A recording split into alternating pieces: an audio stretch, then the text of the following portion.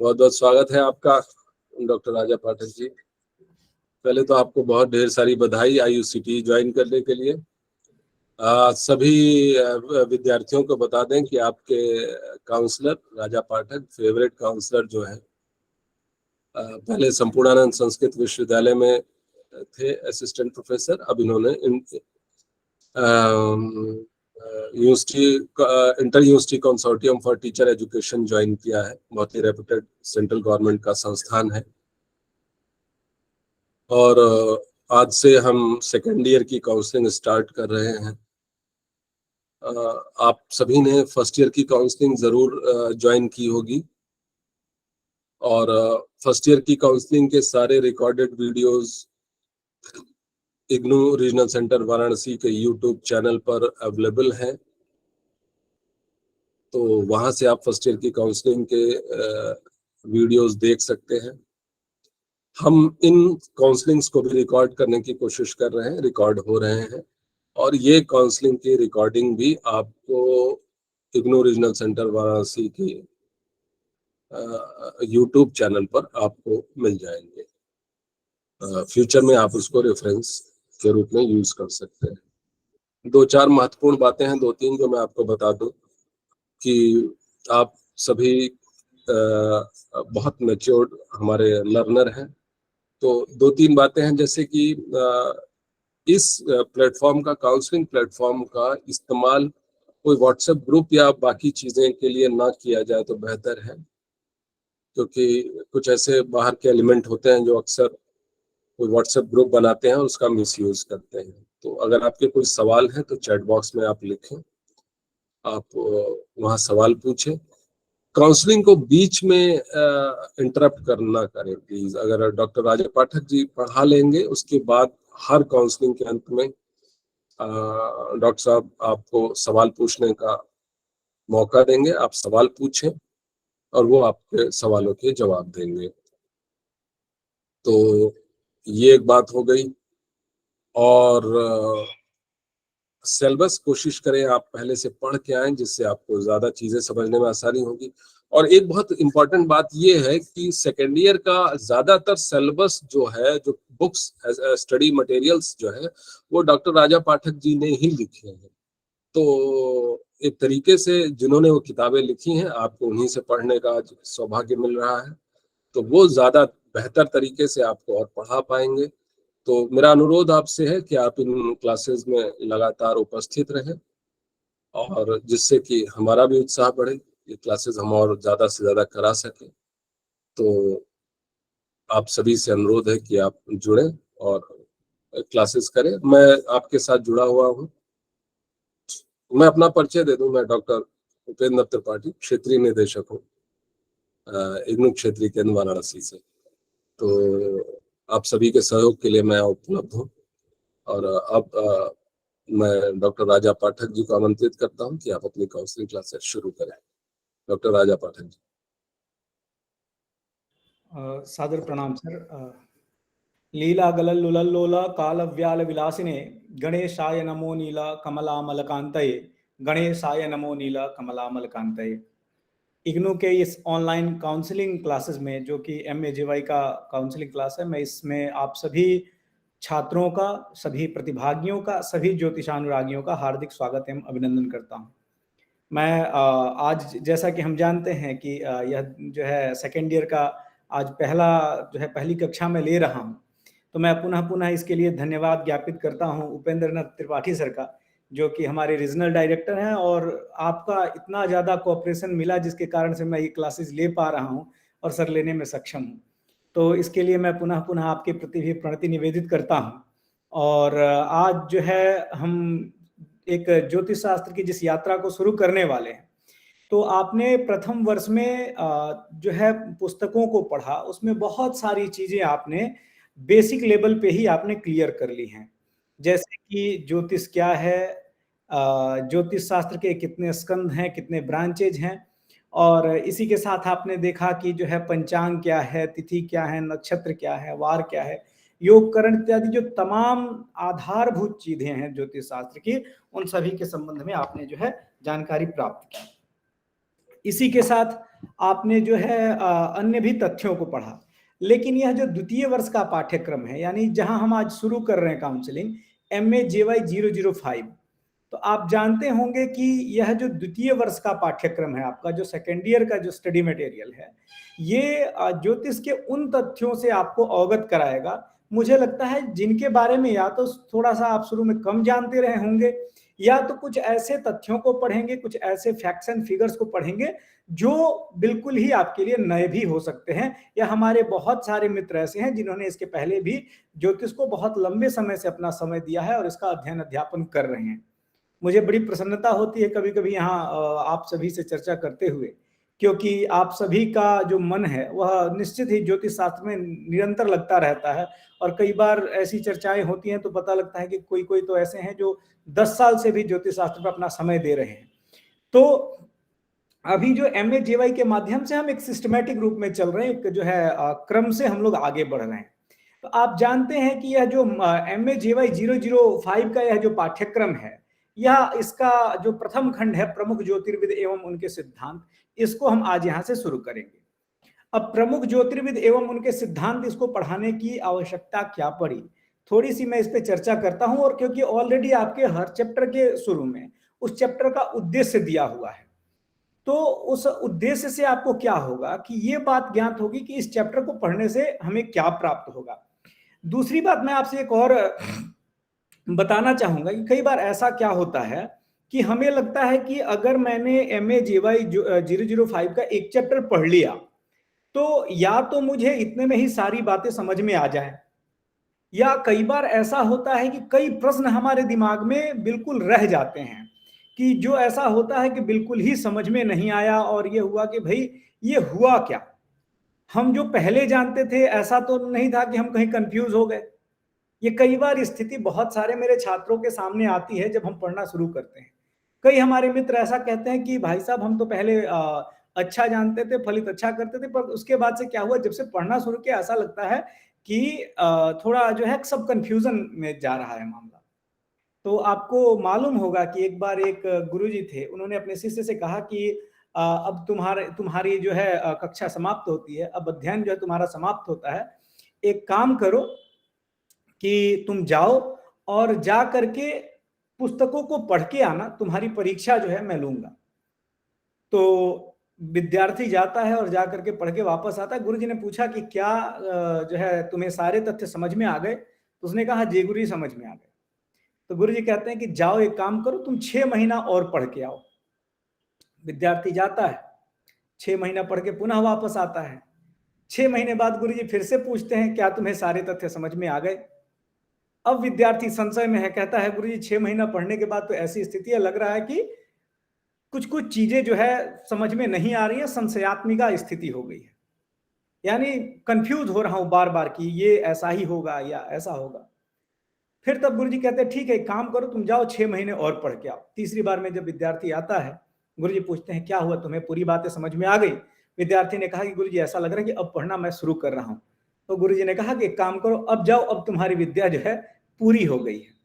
इस कहानी का तात्पर्य क्या है कि जब आप जितना जानते थे, जब उससे बड़े एरिया में जाते हैं, उससे बड़े क्षेत्र में जाते हैं, उससे डीप ज्यादा जब आपकी एक दृष्टि उत्पन्न होती है, तो कई बार ऐसा होता है कि हमारी जिज्ञासाएं बढ़ती हैं, आपके पास क्वेश्चंस नए जो है राइज होते हैं।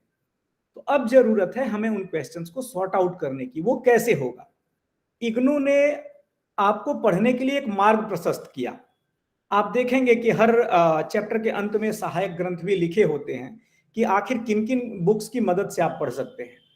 तो एक मेरी जो अपनी दृष्टि है, क्योंकि जब हम पढ़ रहे हैं, जब 2 साल के लिए हमने एडमिशन लिया है, और मुझे निश्चित ही जब मैं आपके जो है स्तर को देखता हूं तो एक बड़ी जिज्ञासा होती है और बड़ी प्रसन्नता भी होती है कि निश्चित है कि आप सभी इस पे मेहनत करते होंगे। तो ये ज्यादा बेहतर होगा कि उस आचार्य, यानी जब मैं पढ़ाता हूं या जब मैं चर्चा करता हूं आपसे विषयों की, तो मैं बार बार एक बात कहता हूं कि आप एक काम करेंगे कि इसके बाद से मूल ग्रंथ जरूर पढ़ेंगे। जैसे हम वेदांग ज्योतिष हम अभी देखेंगे कि वेदांग ज्योतिष है या आर्यभट्टियम है या बृहत संहिता है, हम तमाम ग्रंथों को देखेंगे। लेकिन उसके बाद क्या होता है जनरली कि हमें अब फिर ये स्थिति आती है कि जैसे हमने कुछ चर्चाएं आपसे की, या चैप्टर में अभी आपको एक संशय, मैंने जब खोल के देखता हूं चैप्टर, तो मैं एक विद्यार्थी के हिसाब से बार बार आपके चैप्टर्स का पर्यालोचन करता हूं। तो कई बार क्या होता है कि कई विद्यार्थी कई बैकग्राउंड से आते हैं, कई आप में से ऐसे होंगे जो कॉमर्स के छात्र होंगे, कई ऐसे होंगे जो आर्ट्स के होंगे, कई ऐसे होंगे जो साइंस के होंगे। तो डिफरेंट बैकग्राउंड से आने के बाद से हम डायरेक्टली तथ्यों को जब पढ़ते हैं तो वो चीजें हमें समझ में नहीं आती हैं। तो हमें क्या करना चाहिए कि हमें पुनः पुनः, यानी एक ही तथ्य को या उस आचार्य की किताब को हमें 2-3-4 बार देखना चाहिए। जब आप पढ़ेंगे तो मुझे आशा है कि निश्चित ही विषय आपके सारे जो है और क्लियर हो जाएंगे और आपको चीजें और अच्छे तरीके से समझ में आएंगी। तो अब हम आते हैं कि आखिर ज्योतिष शास्त्र के प्रमुख आचार्य एवं उनके सिद्धांत, इस पाठ को बनाने की आवश्यकता क्या पड़ी। आपने तो देखा है कि पाठ के प्रमुख उद्देश्य आप पढ़ चुके होंगे। आप एक बात जानते हैं कि ज्योतिष शास्त्र की यात्रा कहां से शुरू होती है। इसके पहले मैंने फर्स्ट ईयर के भी क्लासेज में आपसे चर्चाएं की थी। तो ये मैं बात बार बार कहता हूं कि जब भारत में ज्ञान जो है वो अनादिकाल से है, वो कब से आया, किसने दिया, ऐसी कोई चर्चा किसी आचार्य ने नहीं की है। आप जब प्राथमिक अवस्था में देखते हैं कि ये होता है कि आखिर ये इस सूत्र का या इस नियम का या इस सिद्धांत का बीज सर्वप्रथम कहां प्राप्त होता है, तो निश्चित ही हमारे मनीषी कहते हैं कि वेदों से प्राप्त होता है। वेदों में मंत्र हैं, और कई बार आपने देखा होगा कि हमारे और आपके बीच में बहुत सारे ऐसे लोग हैं जो ये प्रश्न करते हैं कि अच्छा, इस प्रकार के सूत्र अगर गणित के या खगोल के वेदों में है तो वो लिख क्यों नहीं दिए गए, या उनको आपने स्पष्ट रूप से क्यों नहीं लिख दिया गया। तो आप जानते हैं कि हर विषय की अपनी एक टेक्निकलिटीज हैं, उसके अपने शब्दकोश हैं। जब हम उन शब्दों को जानते हैं, जब उसके बेसिक्स को जानते हैं, तब जाकर के धीरे धीरे तथ्य हमारे सामने खुलने स्पष्ट होते हैं। इसी तरीके से जो हमारे वैदिक मंत्र हैं, तो वैदिक मंत्रों में मैं बताऊं आपको कि छोटे छोटे सूत्रों को बिल्कुल निदर्शन मात्र में ही आचार्यों ने क्लियर कर दिया।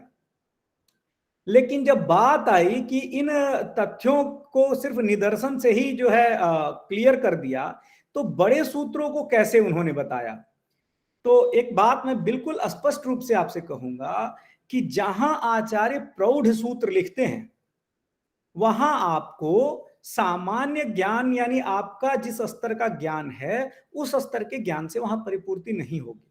आप अगर विज्ञान के भी अगर फिजिक्स पढ़ते हैं, तो फिजिक्स में अगर वेदों के मंत्रों के अर्थों को अगर आपको समझना है अगर वैज्ञानिक भाषा में, तो आपको क्वांटम फिजिक्स वहां ज्यादा सहायता करता है। तो खैर मैं उधर की तरफ बहुत न जाता हुआ, क्योंकि यह विषय विषयांतर हो जाएगा और जिन तथ्यों को हम पढ़ना है उससे रह जाएंगे। तो हम इतना जानते हैं कि जो भी सूत्र आपके शुरू हो रहे हैं वो सामान्यतया वेदों से हमें प्राप्त हो रहे हैं। अब वेदों के रचना काल के विषय में कई मत हैं, इसके पहले भी आपने पढ़ा है। तो क्या जो ये रचित वेद हैं, यानी जो लिपिबद्ध हैं, वही हमारी परंपरा में थी या श्रुति परंपरा में उसके पहले से थी। तो आप जानते हैं कि वैदिक परंपरा को जो है श्रुति परंपरा कहा गया है, और ये श्रवण और मनन के द्वारा जो है धीरे धीरे परंपरा आगे बढ़ी है। तो यह ज्ञान, यह परंपरा किसी एक दिन की परंपरा नहीं है, एक लंबी परंपरा है। और मनीषियों ने क्या किया, कभी किसी ने ये नहीं कहा कि हमने यह सूत्र लिखा है। आप देखेंगे लोगों ने कहा, और जो जानने वाले थे वैदिक वांग्मय को, वो लिखते हैं कि ऋषयो मंत्र द्रष्टारः, यानी जो ऋषि हैं वो मंत्रों के दृष्टा हैं। उन्होंने वो प्रयोग किए, उन प्रयोगों को देखा, और देखने के बाद से उनका परीक्षण करके तब वेदों में लिखा। अब जब वेदों से ज्योतिष का आरंभ होता है, तो क्या संपूर्ण वैदिक वांग्मय में ज्योतिष शास्त्र ही वर्णित है। इस पे तमाम पीछे लेक्चर्स में मैं आपको बता चुका हूं, क्योंकि यह पहला लेक्चर है, इसलिए आज थोड़ा सा मैं एक फाउंडेशन बनाता हुआ तब आगे की तरफ बढ़ूंगा।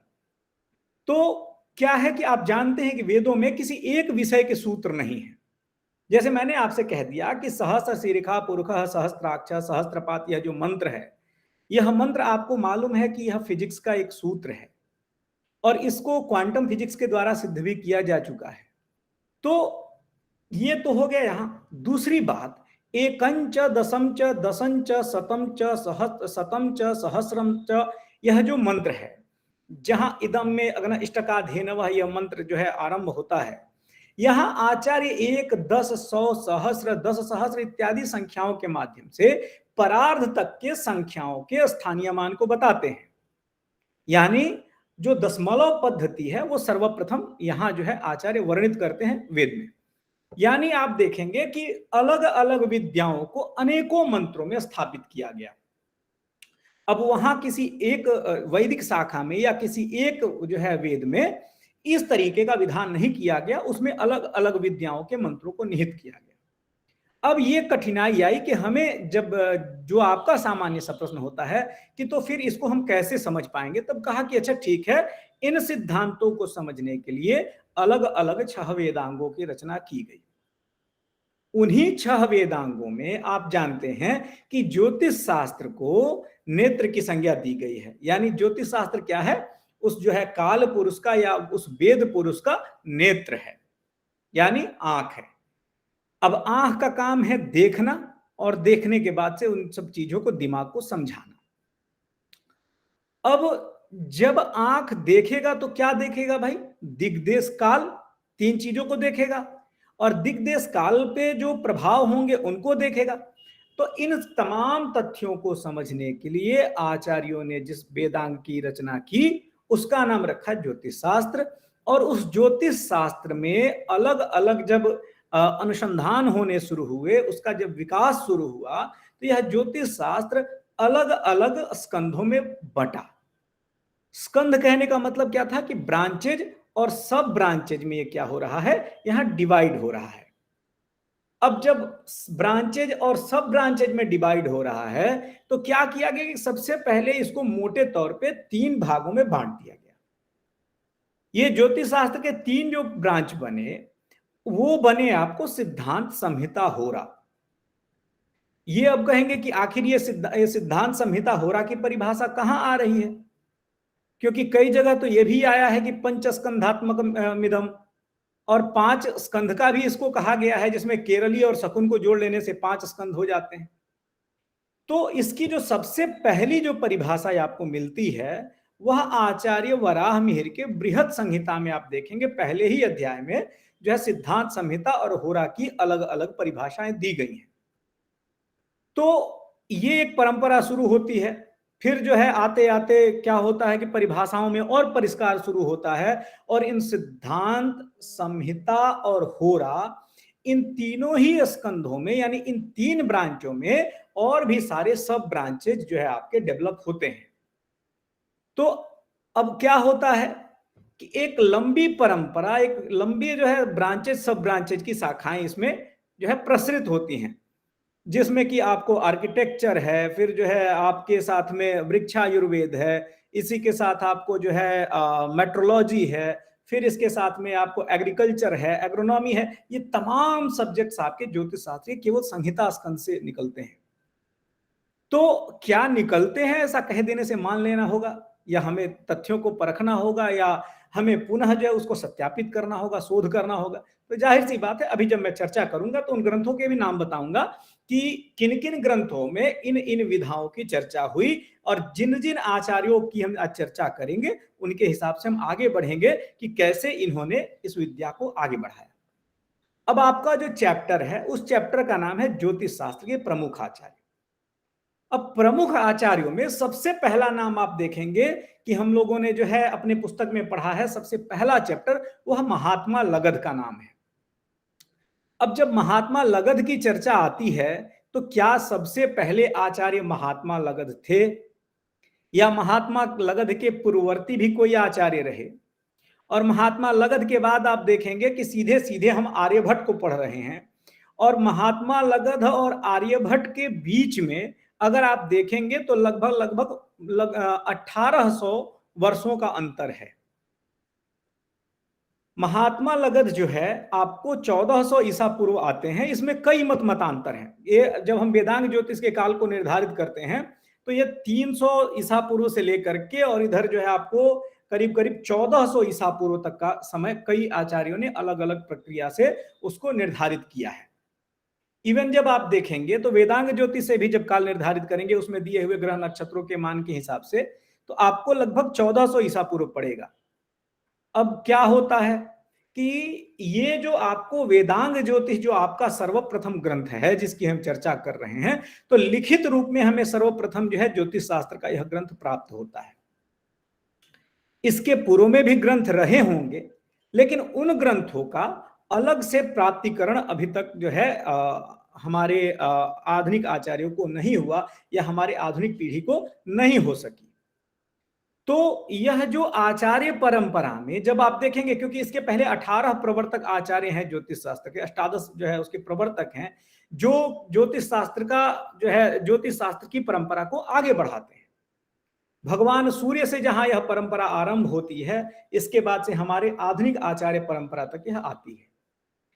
तो एक और जो है सर्वप्रथम जो मानव निर्मित जो ग्रंथ हैं, इसमें पहला ग्रंथ हम लोगों को प्राप्त होता है वेदांग ज्योतिष। इसलिए आपके ग्रंथ का जो पहला चैप्टर है वह वेदांग ज्योतिष है।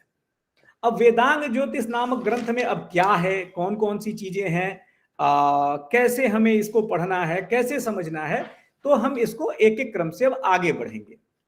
तो आप देखेंगे कि सबसे पहले एक तो बात आती है इसमें, जब हम इस ग्रंथ के चर्चा पे आते हैं कि वेदांग ज्योतिष को लिखा किसने। सबसे पहले जब हम वेदांग ज्योतिष कह रहे हैं तो सिंपल सी बात थी कि वेद के अंग के रूप में यह ज्योतिष है, वेदांग के रूप में यह ज्योतिष है, उसी ज्योतिष का प्रणयन यहाँ पे आचार्य ने संकलन एक तरीके से किया। अब इसमें जब हम अभी ग्रंथ की आगे चर्चा करेंगे तो इसमें आएंगे कि आखिर कौन कौन से अध्याय हैं और कैसे इसमें किन किन वस्तुओं को निदर्शित किया गया है। तो आप जानते हैं कि जो सबसे पहले जब हमारे यहाँ ज्योतिष शास्त्र को वेदांग कहा जा रहा है, तो वेदांग कहने के पूर्व इसका कारण आचार्य स्पष्ट करते हैं कि इसको क्यों आप वेदांग कह रहे हैं।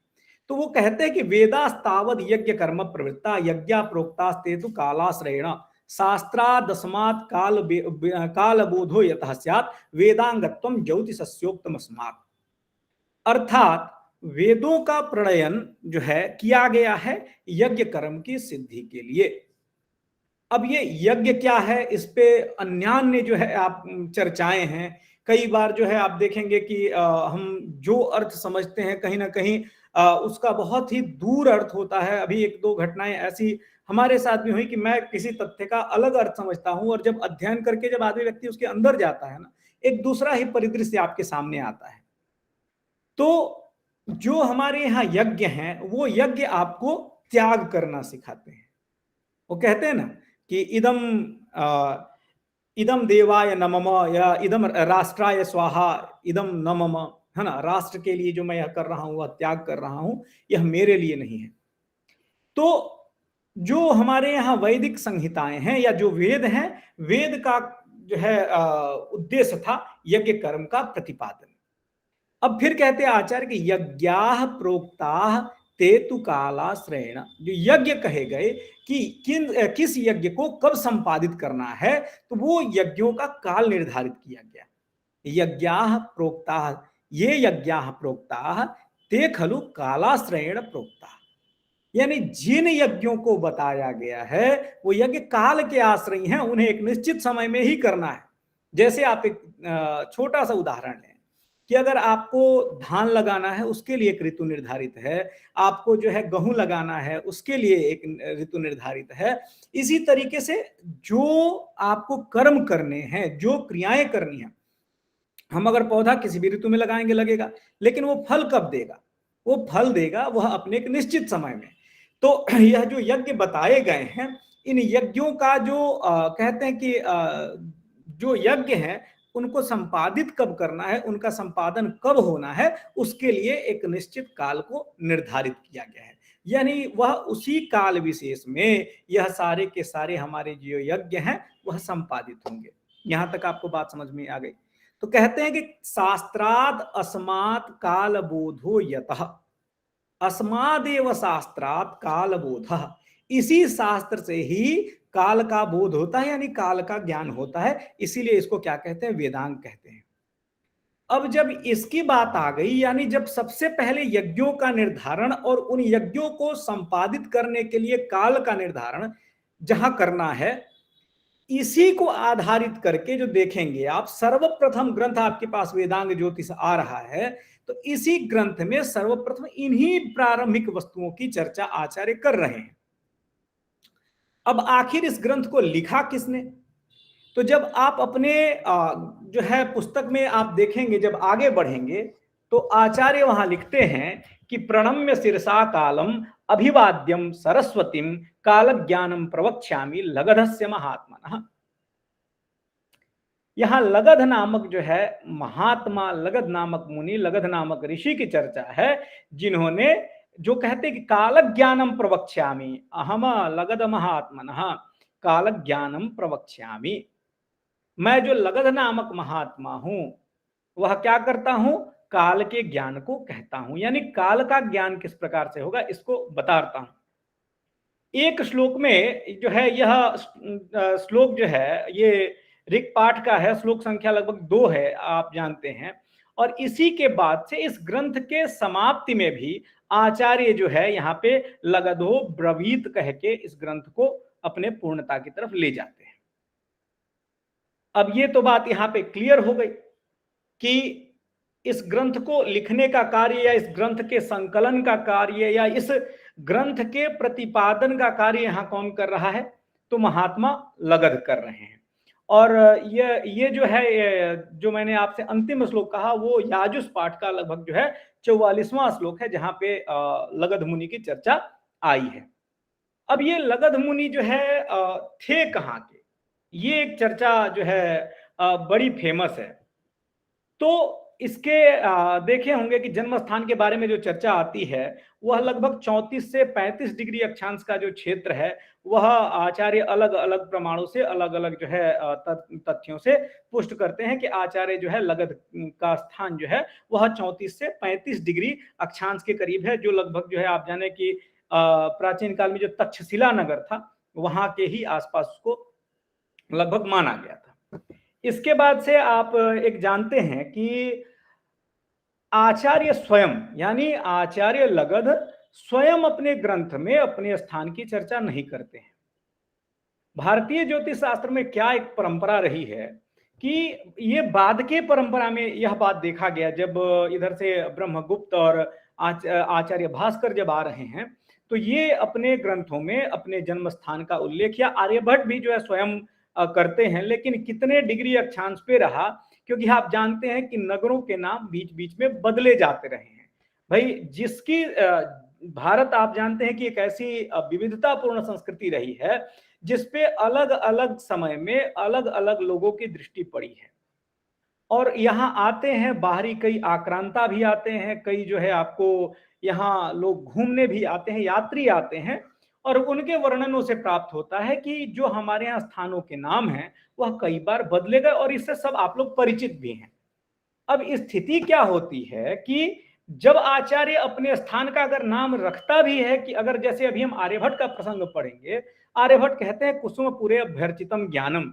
अब वो कुसुमपुर को लेकर के इतना विवाद हुआ कि यह क्लियर नहीं हो पाया कि वो कुसुमपुर जो है आपको दक्षिण का था या कुसुमपुर आपका पाटलिपुत्र पटना का था या कहाँ था, ये इस पे हम अभी चर्चा करेंगे। ये बहुत सारी बातें आ गई। तो कोई ऋषि जो है जब लिखता है तो सामान्यतः स्थान का नाम लिखता है, और लेकिन आज जब महात्मा लगध अपना ग्रंथ लिखते हैं तो वह जो है अपने ग्रंथ को लिखते समय अपने स्थान का उल्लेख नहीं करते हैं, लेकिन जो उसके आंतरिक साक्ष्य जो उपलब्ध हैं, क्योंकि जिन वो अक्षांशों की चर्चा करते हैं, जिन वो खगोलीय स्थितियों की चर्चा करते हैं, उन खगोलीय स्थितियों के अनुसार यही प्रमाण प्राप्त होते हैं कि इनका जन्म लगभग 34 से 35 डिग्री अक्षांश के समय रहा होगा, अक्षांश के करीब रहा होगा। और उस समय जो तक्षशिला स्थान है, क्योंकि वह ज्ञान का केंद्र भी था और वह लगभग इतने अक्षांश पे प्राप्त होता है, इसलिए आचार्य जो है महात्मा जो लगध हैं वह तक्षशिला के करीब के रहे होंगे, ऐसा अनुमान किया जाता है। लेकिन ऐसा कोई परिपुष्ट प्रमाण नहीं है। कई बार इसके जो है विपक्ष में भी तर्क आते हैं, कई बार इसके पक्ष में भी तर्क आते हैं, तो अलग अलग आचार्यों के मत हैं। अगर इसको आप डीपली देखना चाहते हैं तो आचार्य शंकर बालकृष्ण जी दीक्षित जी का जो है एक ग्रंथ है भारतीय ज्योतिष, आप उसे जरूर देखेंगे। अब बात आती है कि आचार्य का जन्म कब हुआ। इस पे संबंधित मैंने एक पावर पॉइंट आपके लिए बना के रखा हुआ है, लेकिन वो दरअसल खुल नहीं रहा है, तो अभी हम लोग नेक्स्ट क्लास से पावर पॉइंट से उसको कंटिन्यू करेंगे। अब चर्चा आती है कि आचार्य जो महात्मा लगध हैं इनका जन्म कब हुआ। अब मैंने आपसे कहा कि इस विषय में भी बहुत ज्यादा विषमवाद है, बहुत ज्यादा विवाद है। कुछ तो ग्रंथ का काल देख करके जो है मैंने आपसे कहा कि वो स्वयं भी जो है इस बात की चर्चा नहीं करते हैं कि उनका काल कब रहा है। तो स्थिति क्या होती है कि उस समय जो इनकी गणित की प्रक्रिया है या ग्रंथ के अंतर्गत जो साक्ष्य उपलब्ध हो रहे हैं उसके अनुसार अलग अलग जो विद्वान हैं, जैसे कोलब्रुक हैं, प्रोफेसर विटनी हैं, मैक्स मूलर हैं और शंकर बालकृष्ण दीक्षित प्रभृति जो आचार्य हैं, ये अलग अलग लोग अलग अलग तर्कों के आधार पे या गणितीय साक्ष्य के आधार पे ये चर्चा करते हैं कि भाई साहब इनका जो जन्म है, सबसे पहले कोलब्रुक कहते हैं कि 1410 के करीब ईसा पूर्व जो है इनका जन्म रहा होगा। प्रोफेसर विटनी है वो कहते हैं कि ईसा पूर्व जो है 1338 के करीब में रहा है। फिर आप देखेंगे एक विद्वान ऐसे जो कि बड़े अपने यहाँ फेमस रहे हैं और जिनकी चर्चा बार बार आती है कि Max Muller, Max Muller, Max Muller. और यह जो है मैक्स मूलर आते हैं और ये कहते हैं कि तीसरी शताब्दी के जो है करीब में इनका काल माना जा रहा है। लेकिन अधिकतम आचार्य जो है आप देखेंगे तो लगभग 1400 मैंने जो है ईसा पूर्व और 1400 से 1500 के मध्य में वो कहते हैं कि भाई इनका काल जो है रहा होगा और सबके अपने अपने तर्क इस पे हैं। कई बार छंदों के निर्माण में और इन सारे वस्तुओं को, तथ्यों को और ग्रंथ के आंतरिक स्थिति को देख करके ये बताते हैं। अब एक दूसरी बात आती है कि यह जो वेदांग ज्योतिष नामक ग्रंथ है, इस ग्रंथ में आखिर इन आचार्य का, आप जानते हैं कि इस ग्रंथ में 3 चैप्टर्स नॉर्मली बताए गए हैं। एक ऋग ज्योतिष है, एक याजुष ज्योतिष है और एक अथर्व ज्योतिष है। इसमें 3 भाग इस ग्रंथ में अंदर हैं। तो ऋग ज्योतिष, याजुष ज्योतिष और अथर्व ज्योतिष करके इसमें जो है चैप्टर्स को डिवाइड किया गया है। कभी अगर आपको समय मिलेगा तो जरूर इस ग्रंथ को पढ़ेंगे, क्योंकि इससे आपको भारतीय ज्योतिष के आरंभिक स्थिति में क्या स्थिति थी, कौन कौन से तथ्य जो है वो आ रहे हैं और वो कैसे हमारे यहाँ वैदिक संहिताओं में दिए हुए मंत्रों से मेल खाते हैं, इस पे हम लोग जो है आपको सारी ये बातें समझ में आएंगी। अब आप देखेंगे कि कौन कौन से ऐसे तथ्य हैं जो इनके विशिष्ट सिद्धांत हैं महात्मा लगध के। तो महात्मा लगध जब वेदांग ज्योतिष लिखते हैं तो वेदांग ज्योतिष में वो एक ये जो है युग सिद्धांत को बताते हैं कि ये युग सिद्धांत क्या है। तो आप जानते हैं कि इसके पहले आपने शुरू में पढ़ा हुआ है जो काल मापन की विविध इकाइयां, उन काल मापन के इकाइयों में आपने देखा है कि जो हम महायुग की बात करते हैं वो 43,20,000 जो है वर्ष का एक महायुग का मान लिया गया है। अब 43,20,000 जो है वर्ष का एक महायुग का मान है, लेकिन आचार्य लगध जब महात्मा लगध महायुग के मान को बताते हैं तो इनके युग का जो विभाजन थोड़ा अलग है, क्योंकि आप जानते हैं कि अलग अलग जब इकाइयां परिभाषित आचार्य करते हैं तो गणितीय प्रक्रिया में भी उसका अलग अलग प्रकार से प्रयोग करते हैं। महात्मा लगध जब यहां युग को बताते हैं तो वो कहते हैं कि 5 संवत्सरमयम युगाध्यक्षम प्रजापतिम। यह जो 5 ये जो महायुग है, 5 संवत्सर युगम, 5 संवत्सर यहां कहते हैं कि युगाध्यक्षम प्रजापतिम। तो 5 संवत्सर का एक जो है युग आचार्य यहां कहते हैं कि ठीक है, चलिए 5 वर्ष का एक युग होगा। अब 5 वर्ष का 5 संवत्सरमयम युगाध्यक्षम प्रजापतिम जब आचार्य यहां कहते हैं कि 5 संवत्सरों का एक युग होगा और इसके युगाध्यक्ष जो है भगवान प्रजापति ब्रह्मा होंगे, ये तथ्य आचार्य के दिमाग में आ कहां से रहा है कि ठीक है 5 संवत्सरात्मक युग की ही आवश्यकता है। तो मैंने आपसे यहाँ पे एक बात कहा था, एक जब मैं इस पाठ को आरंभ किया था कि जब हमारा प्रथम जो है ये ग्रंथ जो प्राप्त होता है लिखित रूप में, तो इनमें उन्हीं तथ्यों की चर्चा आचार्य करेंगे जिनसे हमारा यज्ञ कर्म, यज्ञ विधान हमारा सफल हो। और इसी के बाद आप देखेंगे कि जब अगले आचार्य आते हैं उनकी रुचि खगोल में ज्यादा है और वो किस प्रकार से खगोल विज्ञान को और परिपुष्ट कर देते हैं। तो यहाँ एक तो आचार्य महात्मा लगध का जो एक सिद्धांत है वह 5 संवत्सरात्मक युग को मानते हैं। और इसके आनयन की पद्धति क्या है तो आप जानते हैं कि यहाँ पे बारहस्पत्य जो है मान को आचार्य ने ग्रहण किया है और करके ये कहते हैं कि ये बृहस्पति ना भुक्ता मीनात् प्रभृति राशयः ये हृता पंचभिर्याता यह शेषः स परिग्रह। यहाँ आचार्य बताते हैं कि जाहिर सी बात है कि बृहस्पति जिस राशि पे हो उसको आप एक काम करिए, 5 से भाग दे दीजिए, और देने के बाद से जो है आप जानते हैं कि बृहस्पति लगभग 13 महीने एक राशि पे रहता है, तो इस हिसाब से आपको लगभग मध्यम गति से जब हम लेंगे तो आप एक एक वर्ष में अगर जितनी उसकी राशियां बीत गई हैं मोटा मोटी, उतने वर्ष जो है मान लेते हैं, तो 5-5 का अगर क्रम में आपके पास भागफल मिलेगा और जो शेष मिलेगा वह जो है आपके वर्तमान युग का जो है वर्ष प्राप्त हो जाएगा। तो यह आचार्य पंच संवत्सरात्मक युग की चर्चा करके और कहते हैं कि यह कब आरंभ होता है आखिर ये पंच संवत्सरात्मक युग का मान, तो कहते हैं कि माघ शुक्ल प्रपन्यस्य पौष्ण कृष्ण समापिनः, यानी माघ शुक्ल जो है प्रतिपद से आरंभ हो करके और पौष कृष्ण अमावस्या को यह जो महायुग की प्रक्रिया है पंच संवत्सरात्मक महायुग की, समाप्त होती है। आपको यहाँ बहुत तर्क लगाने की आवश्यकता नहीं है, क्योंकि यह आचार्य के बहुत बेसिक सिद्धांत थे जो आचार्य ने प्रतिपादित किए कि भाई ठीक है, यज्ञों के संपादन के लिए इनकी आवश्यकता पड़ेगी। फिर इसके बाद से यहाँ कहते हैं आचार्य का एक अयन सिद्धांत जो है इनका, क्योंकि ये सबसे पहले लिखित ग्रंथ प्राप्त हुआ था, इसलिए जो इसके प्राप्त तत्व थे, जो इसके प्राप्त तथ्य थे, वही धीरे धीरे आगे बढ़ रहे हैं और वो परिष्कृत हो रहे हैं। फिर आचार्य यहाँ पे बताते हैं कि उत्तरायण और दक्षिणायन की जो है प्रवृत्ति कैसे हो रही है। तो यहाँ पे फिर आचार्य उत्तरायण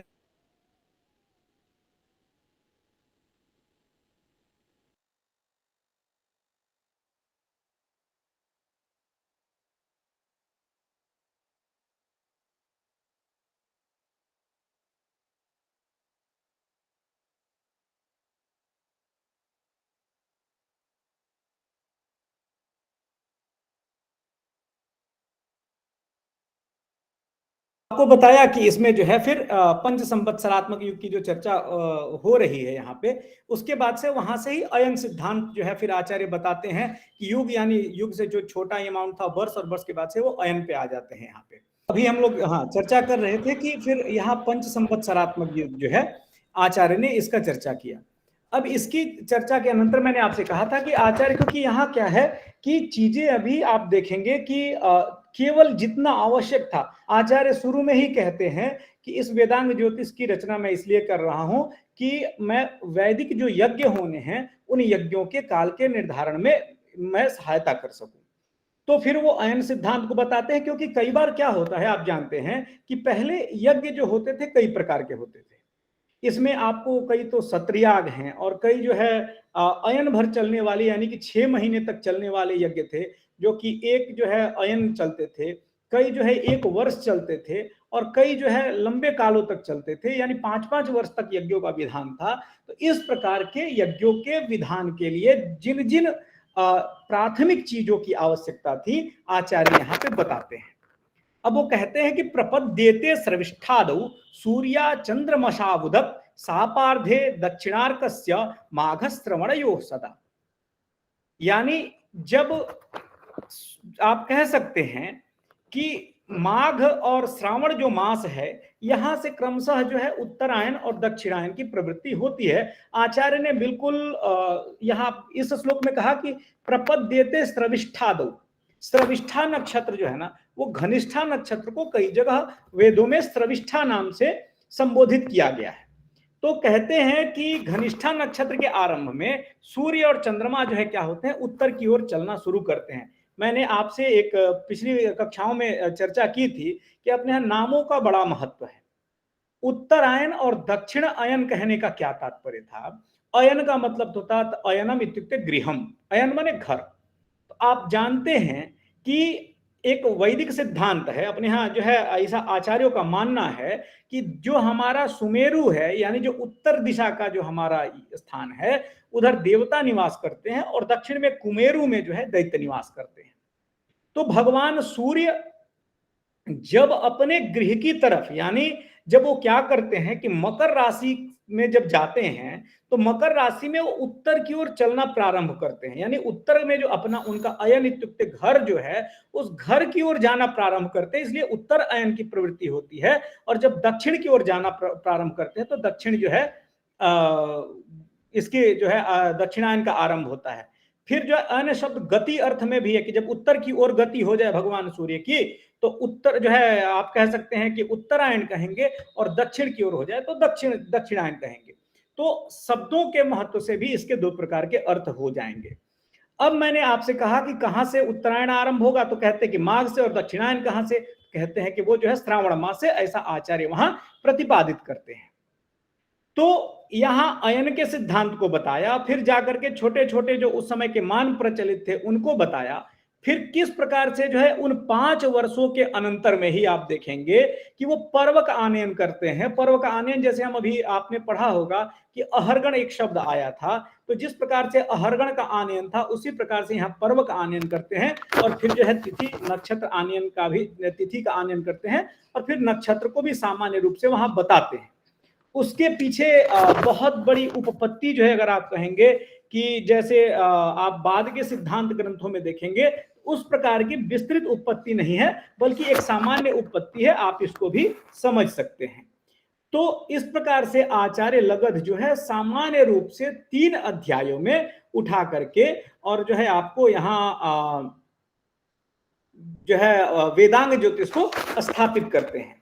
तो आप इस चैप्टर को जरूर एक बार अच्छे से देख लेंगे। इसमें जो थोड़ी मोड़ी चीजें थी जो मुख्य थी उनकी हमने चर्चाएं की हैं। अगर आपको लगता है कि इसमें कुछ प्रश्न है तो हम लोग जरूर उस पर भी चर्चा करेंगे। और अगर कुछ गणितीय पक्ष अगर समझने में दिक्कत होता है तो आप एक बार पहले उठा करके वेदांग ज्योतिष देखेंगे, और तदुपरांत भी अगर नहीं समझ में आता है तो हमारी, अगर हम लोग काउंसलिंग कंटिन्यू करने वाले हैं, तो आप जरूर यहाँ कमेंट में भी अगले 2-3 क्लासेज में आप लिखेंगे। आप पहले अपनी शंकाएं नोट करके रखिए और उनको स्वयं ही पहले एक बार ढूंढिए। अगर मिलता है तो अच्छा है, नहीं मिलता है तो मैं आपके साथ हूं। मैंने आपसे एक बात मैं बार बार कहता हूं कि कठिन और आसान के बीच में सिर्फ एक जो है पतली रेखा का अंतर होता है। अगर समझ में आ गया तो आसान है, नहीं आया तो कठिन है। और समझ में आने और ना आने का तात्पर्य इतना है कि वो तथ्य आपके जो है तर्क पे अगर खरा उतर जाता है तो वो समझ में आता है, और अगर तथ्य पे जो है आपके तर्क पे खरा नहीं उतरता है तो समझ में नहीं आता है। अब आचार्य लगध जब आते हैं महात्मा, आपसे मैंने कहा कि 1400 ईसा पूर्व इनका काल माना गया है। आप कई बाद की किताबों में देखेंगे तो 600 ईसा पूर्व से लेकर के और 600 ईस्वी तक भी जो है कई लोगों ने बताया है कि जो है इसका काल माना जाता है। लेकिन ये तथ्य कहीं भी इनके तर्क जो है ठहरते नहीं हैं, और अधिकतम आचार्य जो मान रहे हैं, जो उस ग्रंथ के आंतरिक साक्ष्यों के आधार पे वो मानते हैं कि 1400 ईसा पूर्व है। अब इस 1400 ईसा पूर्व के बीच बाद से अगर आप देखेंगे, आपको बड़ा आश्चर्य होगा कि इस बीच का कोई ग्रंथ प्राप्त नहीं होता। और अचानक 4वीं शताब्दी में जब आते हैं तो 4वीं शताब्दी में आते हैं कौन? आचार्य आर्यभट्ट। अब जब आचार्य आर्यभट्ट जो है 4वीं शताब्दी में जब आ रहे हैं, तब ये होता है कि भाई एक आचार्य आया, और आने के बाद से उसने इतने सिद्धांत स्थापित किए कि जिसने पूरे सोचने समझने और विज्ञान की दिशा को ही बदल दिया।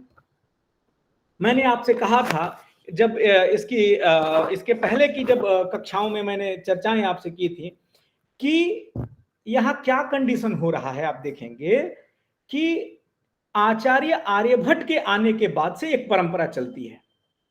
इनके बाद आचार्य ब्रह्मगुप्त आते हैं, वे दूसरी परंपरा की लकीर खींचते हैं। और एक तीसरी परंपरा है वो जस्ट इन दोनों के बीच में, यानी जो है आपको आर्यभट्ट और यहाँ पे जो है आपको ब्रह्मगुप्त, और इन दोनों के बीच में यानी आचार्य जो वराह मिहिर आते हैं, वो जो 5 सिद्धांतों का संकलन करते हैं, उन 5 सिद्धांतों के संकलन के बीच से एक परंपरा निकलती है। तो ज्योतिष शास्त्र में 3 परंपराएं गणित के क्षेत्र में चल पड़ी। गणित कहने का तात्पर्य है मेरा गणित और खगोल। तो सबसे पहली जो परंपरा की नींव डालते हैं वो है आचार्य आर्यभट्ट। अब क्या है जनरली कि आर्यभट्ट का नाम जो है वो कई बार इसमें संशय होता है कि आर्यभट्ट है कि आर्यभट्ट है। हम सामान्य रूप से सभी लोग जानते हैं कि आर्यभट्ट ऐसा चर्चा में आता है, लेकिन आचार्य जब अपना आर्यभट्ट ग्रंथ जब आर्यभट्टियम लिखते हैं, एक जगह इसमें ग्रंथ में एक जगह टाइपिंग मिस्टेक रह गया है, तो वो लिखते हैं कि